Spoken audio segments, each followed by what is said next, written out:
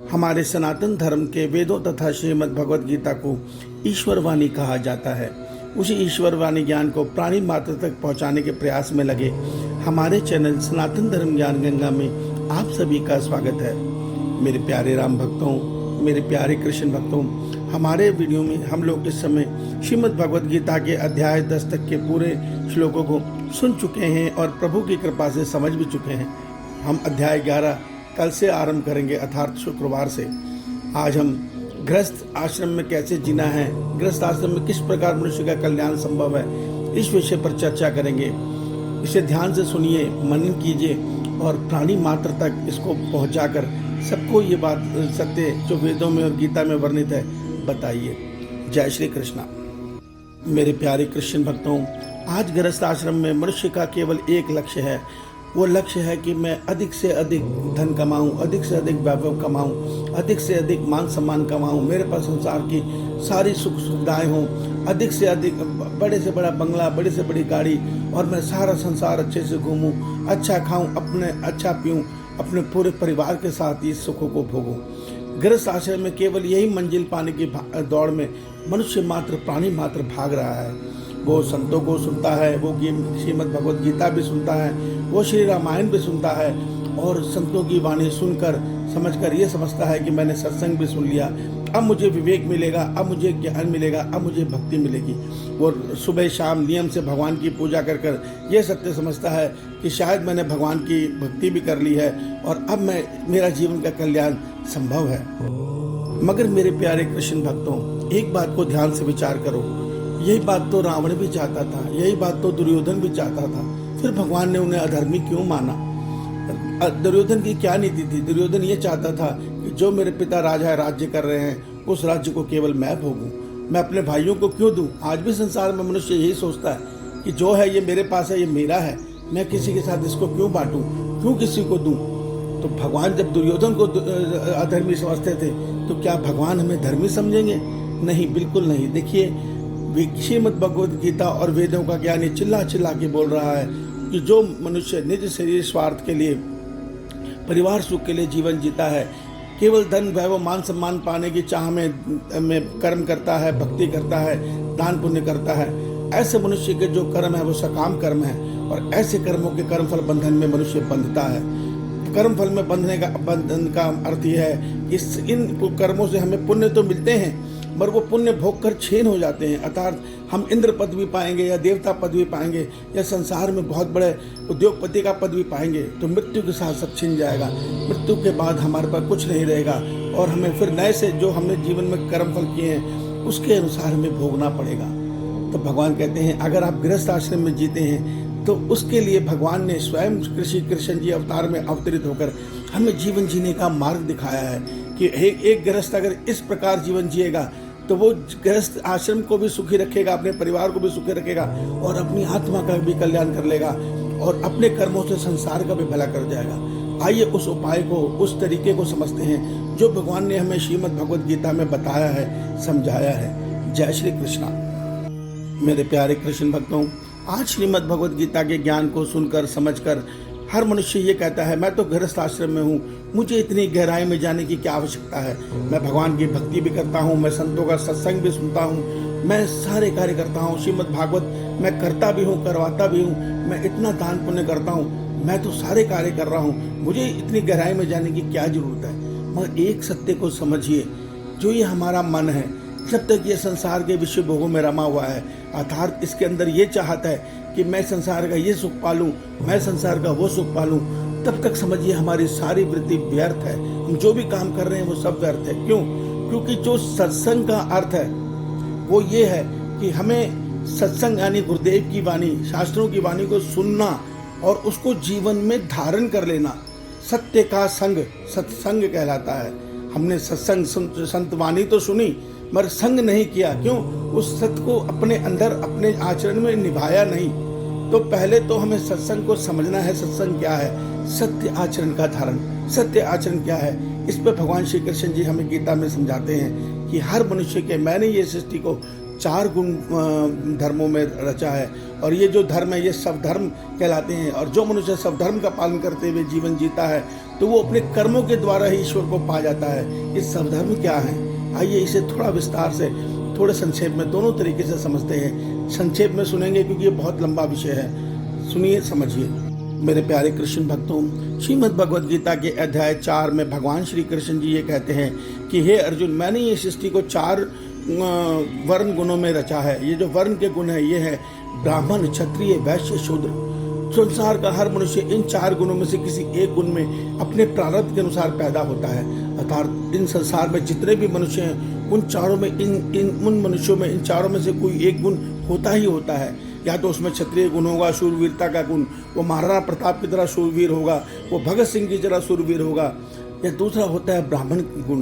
ब्राह्मण का गुण होता है ज्ञान का गुण, और ज्ञान के गुण में ये होता है जैसे हमारे अब्दुल कलाम जी थे, जैसे हमारे महान साइंटिस्ट हुए हैं जिन्होंने संसार कल्याण के लिए नई नई खोज दी हैं, हमारे वो गुरु, वो संत जिन्होंने वेदों के ज्ञान से, शास्त्रों के ज्ञान से संसार का भला किया है, अर्थात ब्राह्मण का गुण। तीसरा गुण वैश्य गुण है। इस संसार में जितने भी प्राणी हैं उनकी जीवन की उपयोगी वस्तुओं का उत्पादन करना या उसका क्रय विक्रय करके इस संसार की सेवा करना, ये वैश्य का गुण है। जो शूद्र गुण है वो है कर्मचारी का गुण। हम किसी भी संस्थान में कर्मचारी बनकर जब सेवा भाव में कर्म करते हैं तो हम शूद्र कहलाते हैं। इन चारों में से हर एक न एक गुण भगवान हर मनुष्य को देते हैं, जीवन यापन के लिए देते हैं। अब भगवान कहते हैं कि जिसके अंदर जो गुण है, क्षत्रिय के अंदर शूरवीरता का गुण है तो वो शूरवीर से, अपनी वीरता से संसार की में धर्म की रक्षा करे, अधर्म का नाश करे और हर समय अपने मन से मेरा भी सिमरन करे। देखिए भगवान ने एक साथ कितनी बड़ी बात बोल दी अध्याय 8 के श्लोक 7 में कि हे अर्जुन, तू युद्ध भी कर और मेरा सुमरन भी करता रहे। अर्थात मन को मुझ में लगा कर रख और इस शरीर से अधर्मियों का नाश कर। अर्थात दोनों तरफ धर्म हो रहा है, शरीर भी धर्म कर रहा है, मन भी धर्म कर रहा है। इससे मनुष्य का कल्याण संभव है। इसी प्रकार ब्राह्मण ज्ञान का गुण है। जब मनुष्य अपने ज्ञान से डॉक्टर बनकर, इंजीनियर बनकर या वेदों का ज्ञान लेकर संसार की सेवा करेगा, निज स्वार्थ को त्याग कर जो उसको मिलेगा उसको ईश्वर का प्रसाद मानकर ग्रहण करके जीवन यापन करेगा, वो धर्म के मार्ग पर चल रहा होगा। मन से ईश्वर का सुमरन करे, वो कल्याण को प्राप्त होगा। वैश्य ईमानदारी से अपना कार्य करे, अपना हर उत्पादन ईमानदारी से बनाए, अपना हर क्रय विक्रय ईमानदारी से करे तो, और भगवान का चिंतन करता रहे, भगवान से फल की इच्छा न रखे, जो मिल गया उसी को ईश्वर का प्रसाद मानकर निष्काम भाव से कर्म करता रहे, कर्तव्य को समझकर। तो ये समझिए कि ब्राह्मण का, वैश्य का भी कल्याण संभव है। इसी प्रकार शूद्र सेवा भाव का गुण है। हर शूद्र अपने मालिक के जहाँ वो सेवा कर नौकरी करता है, व्यवसाय करता है, उसकी ईमानदारी से सेवा करे, उसको लाभ पहुँचाए और मन से सदैव ईश्वर का सुमरन करे और जो प्राप्त होता है उसको फल इच्छा ईश्वर का प्रसाद मानकर ईमानदारी से जीवन को जिए। ये हर मनुष्य के सब धर्म है। मनुष्य, परमात्मा ने 4 वर्ण गुणों में सृष्टि को रचा है और ये 4 गुण जो है मनुष्य के सब धर्म है। जिस मनुष्य का जो सब धर्म है वो अपने सब धर्म में जीवन जीते हुए ईमानदारी से बिना फल इच्छा के कर्म करते हुए सदैव ईश्वर में अपने मन को अर्पण रखे और अपने हर पुण्य कर्म को, अच्छे कर्म को ईश्वर को ही अर्पण करता रहे। ये उसी प्रकार है जिस प्रकार हम अपनी सारी कमाई अपने पिता के श्री चरणों में रखते हैं तो पिता हमारा जीवन यापन करता है। ठीक इसी पर अपने हर कर्म, अच्छे या बुरे जो भी हुए हैं, सब ईश्वर के चरणों में मन के संकल्प से अर्पण करते हुए जीवन को जिए, हमारा कल्याण निश्चित हो जाएगा।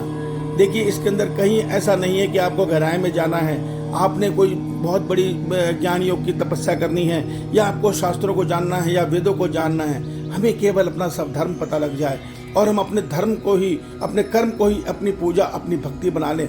हम सामने वाले हर मनुष्य के लिए जिसके लिए हम कर्म कर रहे हैं, व्यवसाय ये समझे कि ये जो मैं वस्तु बना रहा हूँ ये मेरे प्रभु ही भोगेंगे। क्यों?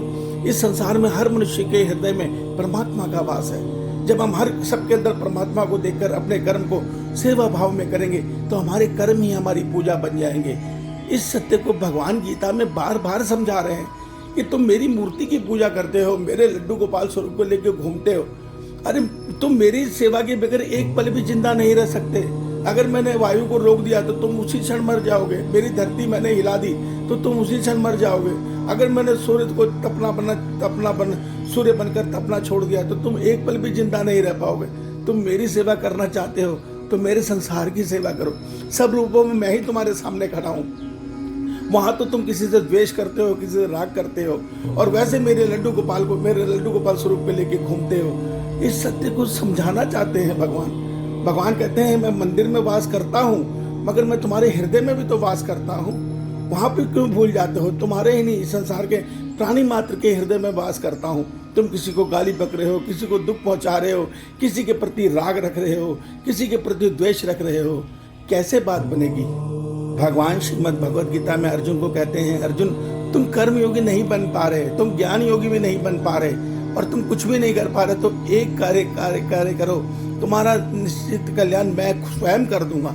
तुम केवल इतना करना आरंभ कर दो कि जो तुम कर्म कर रहे हो उसको अपने मन के संकल्प से मुझे ईश्वर को अर्पण कर दो कि हे प्रभु, जो तेरा था, तेरे ही शरीर से मैंने किया, ये तेरे ही अर्पण है, मुझे तो अपने श्री चरणों का प्रेम दे दो। बस तुम इतना करना आरंभ कर दो, मैं तुम्हारी उंगली थाम लूंगा और तुम्हारा कल्याण कर दूंगा। इसके लिए भगवान कहते हैं, हे अर्जुन, समस्त धर्म परित्यज्य माम एक शरणम व्रज, मैं तुम्हारा इसी तरह से कल्याण कर दूंगा। तुम सभी धर्मों को, अर्थात जो तुमने संसार के मित्र को, अपने संसार के धर्मों को सुन रखा है, समझ रखा है, उन सबको त्याग कर मतलब उनको चिंता छोड़कर केवल मेरे श्री चरण में आ जाओ और मुझे पूजो, मेरी भक्ति करो, हर कर्म मुझे अर्पण कर दो, इसमें भी तुम्हारा कल्याण हो जाएगा। तो हम तो कुछ नहीं समझना चाहते, हम तो अहम में फंसे हैं। हम कहते हैं ये संसार मैंने बनाया, वो मनुष्य ये नहीं कर पाया, देखो मैंने ये करके दिखा दिया। हर काम में मैं अहंकार दिख रहा है। हमारी कल्याण कैसे होगा? एक सत्य को समझ लो, फल इच्छा कर्म मनुष्य को जन्म मरण चक्र में बांधकर लाख 84 चक्र में भटकाते हैं, और निष्काम कर्म जो संसार सेवा के लिए होते हैं, जो ईश्वर को अर्पण होते हैं, ऐसे कर्म हमें कर्म फल बंधन से मुक्त करते हुए हमारी आत्मा का परमात्मा से मिलन करके ये लाख 84 चक्र को तोड़ देते हैं। इस गहरे रहस्य को समझो मेरे प्यारे गृहस्थों, और गृहस्थ जीवन में रहकर अपने हर कर्म ईश्वर को अर्पण करते हुए अपने को संसार ईश्वर का सेवक मानकर, इस संसार को ईश्वर मानकर सेवा भाव में कर्म करो, अपने हर कर्म ईश्वर को अर्पण करो और मन से ईश्वर का चिंतन करते रहो। इस मन को विषयों में मत जाने दो। अगर ये मन विषयों में गया तो ईश्वर से भटक जाएगा, ये मन को ये माया दूषित कर देगी और ये गलत कर्मों की कामना में, गलत सुखों की कामना में हमारा पतन कर देगा। इस सत्य को समझो। ईश्वर आप सबका कल्याण करें। आपका दिन शुभ हो। जय श्री कृष्णा, जय श्री राम जी की।